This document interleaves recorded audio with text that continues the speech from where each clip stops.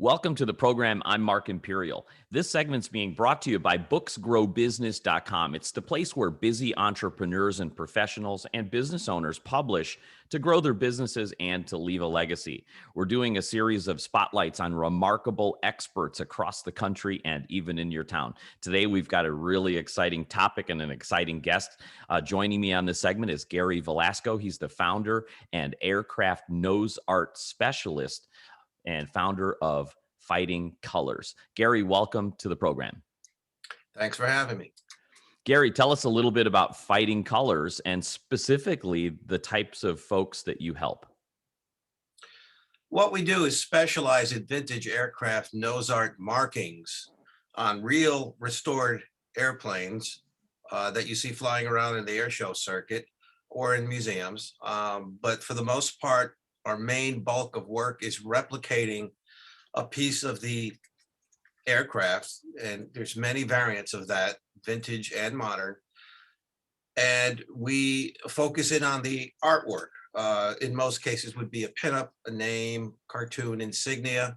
But it looks like in the end, like you took a piece of the airplane off of that, and then you could hang it on your wall, business, commercial, restaurant, breweries, that kind of thing is what we do. And we make these from about a medium size, as you could see a piece hanging on the wall, all the way up to full size hulls.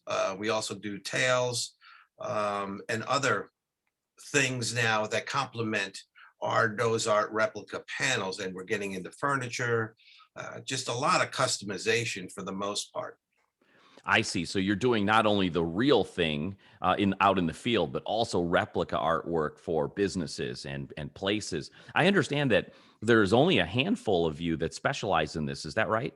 That's correct. There's about maybe 4 or 5 people in the country that do what I do, and I'm like one of the top 2.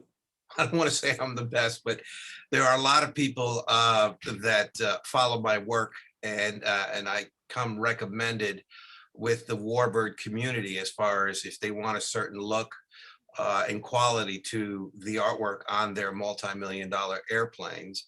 They usually come to me for that kind of stuff. So I'm happy to oblige. This is really fascinating to me. Well, tell us, could you give us a little bit of history about that, like where this all started from? Because it's really turned into an art and a craft. Did it really start out that way, or was it just something kind of coincidental from the beginning of time? It's, the simple answer to that question, because I get that asked most, is how did you get started in this? And the short answer is I hated my day job, which was having a painting contract company where we specialized in murals and faux finishes in high-end homes up in the Northeast, where I previously resided in Connecticut, now transplanted here to Virginia. So, and I was in the music industry as well, hence to still have long hair, which I can't let go for the time being, getting older. But I started going to air shows because I wanted to get back into something aviation related, which, I was very passionate about as a kid, as most boys are, I guess, growing up building models and just doing anything that has to do with airplanes. So I started going frequent air shows, and I noticed there was a lot of people that posed next to airplanes with the artwork next to, painted on the nose, which gives it the airplane a character, and that stems from World War II. I mean, that's a whole nother story how that all became. But so having seen all this, and I said, I wonder if there's anybody doing like a product that takes a piece of the airplane with artwork, as a commercial product. I got all the aviation magazines at the time because, in the 90s, magazines was the way to go, was the social media to get your product out there, advertising and such. So I grabbed whatever I could from Barnes and Noble and whatever, and subscribed to several. And I couldn't find anybody that was doing this because, there's plenty of, fine artists that depict, on canvas, battles and so forth, but not anything like this. So that's when my aha moment, light bulb went off. It says, hey, let me create something like this. And I figured out how to go about marketing myself. I basically self-taught. I have a very good friend that's in sales, has his own company in marketing. So I learned a lot from him as far as to self-market and promote what I do. So I was very studious in that aspect of looking at other companies and how they do what they do. However, my product being so unique and untested, it's like coming up with a whole new idea, an invention of sorts, because nobody knew what to do with it. I started advertising in black and white ads in some of those magazines, mail order at the time before the .com actually exploded. I came up with the name Fighting Colors. I got lucky enough to secure that. Now I've been doing this for some 25 years now, and that evolved into doing color ads when the mail order started to come in little by little. Mind you, I was still working my day job at the time, and there had to have been a transition period, I think a couple years after that, and that came when securing dealers, because I tried all the mom and pop dealers that secondary sellers that sell aviation related products and gifts and collectibles and that kind of thing, and they all kind of turned me down. They said, we don't know what to do with this, this nobody else has been, we don't know what it's going to perform. So I said, okay, who is the top guy in the industry that sells gifts and collectibles? And that was Sporty's, Aviation, which is one of the largest distributors and sellers of aviation gear, like headphones, headsets, tablets, and anything. If you're a pilot, that company produces and or sells. They have a division that's called the Wright Brothers Collection, which is just gifts and collectibles pertaining to and having an aviation theme.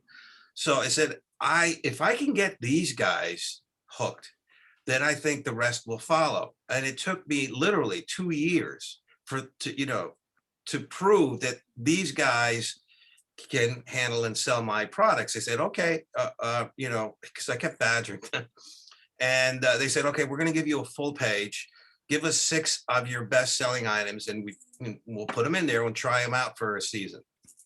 Lo and behold, the orders started coming in, the POs came in, and all the mom and pop places previously that I contacted, my phone started ringing and said, we want your product too. So that's where the dealership started coming in. So now I have my stuff placed from the Smithsonian Institution, gift store, all the way to Pearl Harbor.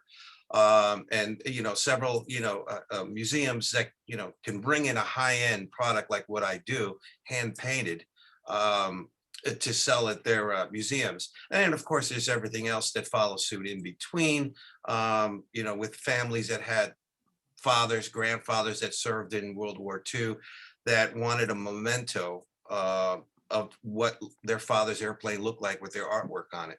So that's what I provide pretty much as a commercial product.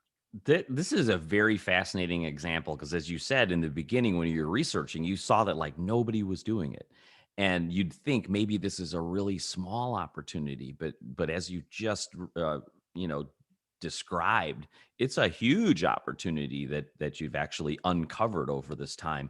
Gary, you mentioned that you still doing your day job. Was that the commercial house or painting, or what was Correct. the It day job? was. You're Yeah, still doing that? correct. I stopped doing that in 98, where I was able to sustain myself, albeit very meager, in working from home, then into the basement, and then from a basement to a shop, and then moving down here to Virginia and expanding the whole operation to where I'm at now in a 5,000 square foot shop, including a showroom and so forth. So I'm always looking, for new ideas to expand what it is that I do and try to get out there. I'm trying to go mainstream. I've hit the aviation market target. That's my market, basically. Yeah, Oh, target. I'd love to talk 11. about that a little bit. Like Sure. like for example, let's inspire some people here. Tell about what's like your most popular selling products and items now, and some of the ideas that you had about going mainstream. Okay. Well, I thought about, who were the household names in aviation? Memphis Belle, right? Flying Tigers. Black Sheep. Remember there's a TV show in the late 80s called Baba Black Sheep. And I was fortunate enough to meet a lot of the actual Black Sheep members who flew, including Robert Conrad, who starred in that TV series. So it has its benefits, when you reach out. I always say if you throw enough spaghetti or use whatever euphemism you want to throw in there, on the wall, some of it sticks. So, and I'm constantly doing that because, I mean, you have to keep my ideas in what I do fresh. I have to keep trying new things. And the worst thing that people could say is no, all right? Or you try something and it fails. Sometimes you hit on something, and that's happened numerous occasions. So again, starting with, the household names in aviation, the X1, Glamorous Glennis, Chuck Yeager, right, who broke the sound barrier, things like that people can easily identify with. And I replicate a lot of those pieces of the airplane with the artwork. If it had artwork, of course, it has to have some form of name or history behind it, or something that catches the eye, appealing, and it could be in a name. I mean, just name any female. And it appeared in those art at some point in World War II, Korea, or even today, because that's what young men do during war when they want to think of home. They think of their sweetheart, that kind of thing. So, so that's where the meat and potatoes are. Now, everything else, there are some perks that come with it. When you're doing restorations, everyone's asked, hey, you want to go up in a flight in a, B-24, which is only two flying in a world, and I painted one. So I do a lot of high profile, rare stuff. It doesn't happen every day, but I do about 3 warbirds a year. And that in itself is a nice little side job in a Mhm. sense, So, but again, I concentrate on the panels because, that's where everybody is, when it comes to aviation. And then, of course, you do the air shows like Oshkosh is the largest air show in the world. That's my main target. I'm right there in the hornet's nest, and people walk around with bags of money buying, looking for something unique, and they come across my stuff. They're like, oh, wow, I have to have that. Or can you do this? So there's a lot of post sales from doing air shows like that. I can only bring so much when you literally have thousands of names of artwork and subjects to go through. I mean, it's almost unlimited to what I can do. Yeah, that's what I'm hearing, and that's amazing because like commissioned work, and I'd imagine people want to take those panels and put them in their homes and businesses and aircraft enthusiasts, and you could have an aircraft themed restaurant that's going to have that. It's just amazing. Correct. Yeah, Uh, that has happened. Yeah. yeah, what are the most popular things? What do you do most? What do you find yourself? What's the bread and butter of the business? It's the replica panels, B-17s, B-29s, P-51s, all of usually the World War II stuff, because that's where they produced the most of and where most of the names came from. However, there are a lot of people, can you paint my wife on there? Can we do this and have something fun? I have, golf theme, nose art panels with, pinups, putting. And there's a lot of, tongue in cheek names that you could include within that to modernize it, make it more contemporary. It doesn't have to be World War II. So again, I don't limit myself in a box when it comes to any one design. So so I try to reach out and do a lot of other things when it comes to designing something for customers and clients. Say, well, because they sort of have an idea, but I have to take that idea in their head and turn it, mold it into something where I can produce a design and go, yeah, that's it, that's what I want, go ahead and do it. So before I ask you my last question, you mentioned you taught yourself marketing on this thing and really getting the word out there. You mentioned like a huge thing for you was the catalogs, right? Like that really broke you out by getting the orders flooding in when they gave you that chance. That's right. Before the catalogs, what else did you try, or what did you find worked the best? And maybe tell us like what didn't work that you might have tried to really get the word out there. Well, there was really nothing. Going to local air shows, renting, a space and putting up a tent and setting up shop, so to speak, for that weekend or the 2 days. And there's a lot of work involved in that for sometimes little return for somebody who doesn't know what they're doing in the very beginning. But like everything else in business, you learn trial and error. I figured out what works, what doesn't work in my line of work, and it's not the same format for every business, to so to speak. There is to a small degree, but because I'm so unique and niche marketed, with a product, you're limited to something. So I have to think out of the box to try to market myself. And social media right now has been a huge, success in dealing with aviation groups and communities within those social media groups. And a lot of that stuff is free. It's just your time input into what you want to try to get out of it, in selling and hitting all those communities, to be able to create a marketable customer base.